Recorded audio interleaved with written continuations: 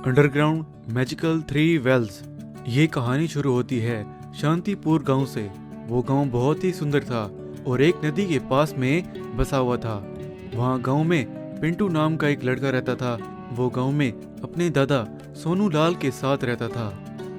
पिंटू ने अपने दादा के घर में इधर उधर से बहुत सारी कहानियों वाली किताबें इकट्ठी करके एक छोटी सी लाइब्रेरी बनाई हुई थी। पिंटू उन किताबों में से रोज एक किताब पढ़ता था।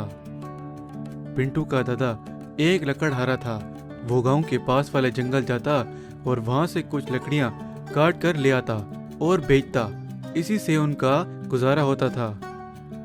एक दिन रात के समय पिंटू अपने दादा के साथ बैठकर एक जादुई कहानी पढ़ रहा था तो पिंटू अपने दादा से, दादाजी, क्या जादुई दुनिया जहाँ जादुई जीव रहते हों और वहाँ की हर चीज जादुई हो, क्या ऐसी दुनिया सच में होती है? पिंटू बेटा, ऐसी दुनिया सच में होती है, लेकिन उस दुनिया को सिर्फ वही ढूंढ सकता है जिसका मन साफ हो।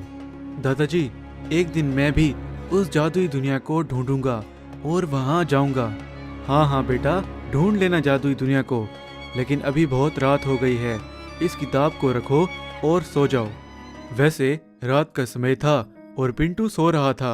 वो वहीं पिंटू के घर की जमीन के अंदर से एक पत्थर से बना हुआ जीव निकलता है और वो पिंटू को देखकर, लगता है ये वही इंसान है जिसकी रानी को तलाश थी।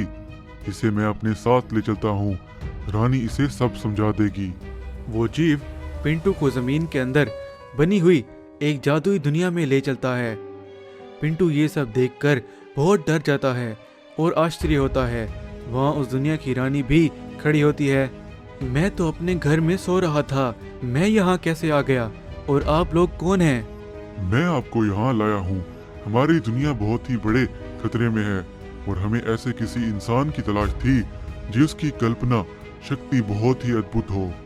लेकिन मैं तो एक साधारण इंसान हूँ, मैं आपकी कैसे मदद कर सकता हूँ? हमारी दुनिया के जादू का स्रोत एक बहुत ही शक्तिशाली अनंत मणि थी, जिसे हमसे शैतानी दुनिया के कंकाल राजा ने चुरा लिया है। और अब वो मणि हमारी दुनिया में ना होने से यहाँ का जादू खत्म होता जा रहा है। अगर हमारी मणि यहाँ वापस ना लाई गई तो हमारी दुनिया के सारे जीव जिंदा नहीं रह पाएंगे। अच्छा ठीक है, मैं आपकी मदद करूँगा, लेकिन मैं उस कंकाल राजा की दुनिया में कैसे पहुँचूँगा? यहाँ इन जादुई दुनियाओं में कल्पना की शक्ति सबसे ज्यादा शक्तिशाली होती है।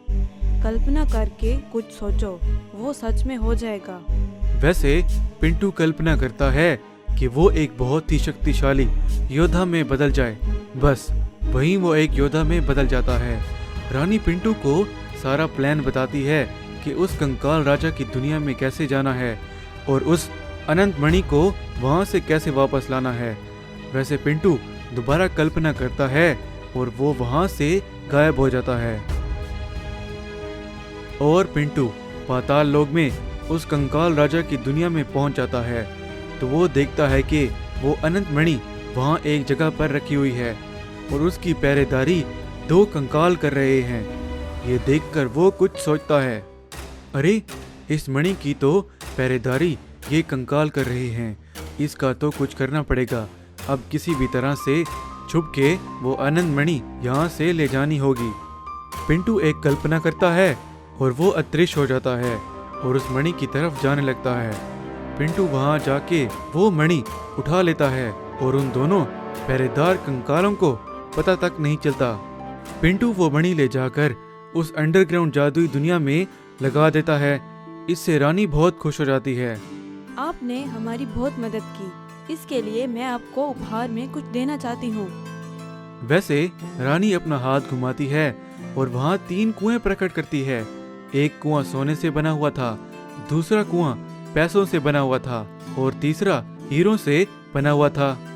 ये तीनों कुएं अब आपके हैं। इनसे जितना भी सोना, पैसा और हीरे निकालो वो कभी खत्म नहीं होंगे। इन तीनों कुओं को जब भी प्रकट करना हो बस इनकी कल्पना करना और ये तीनों कुएं प्रकट हो जाएंगे।